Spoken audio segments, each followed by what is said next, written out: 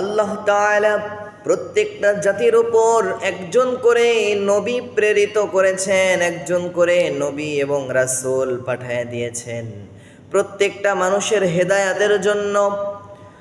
আল্লাহ রাব্বুল আলামিন কুরআনুল কারীমের মধ্যে সুন্দর করে জানিয়ে দিয়েছেন, ওয়া ইলা সামুদ আখাহুম সালেহ, আমি আল্লাহ সামুদ জাতির প্রতি সালেহ আলাইহিস সালাতু ওয়াস সালামকে নবী করে প্রেরিত করলাম, নবী করে পাঠিয়ে দিলাম। সালেহ আলাইহিস সালাতু ওয়াস সালাম সামুদ জাতির প্রতি নবী হয়ে আসার পর একটা দাওয়াত দিয়ে দিল। দাওয়াত দেওয়ার সময় বলল, ক্বালা ইয়া কওমি ইবুদুল্লাহা মা লাকুম মিন ইলাহিন গায়রুহু, তোমরা এক আল্লাহর গোলামি করো, এক আল্লাহর দাসত্ব করো।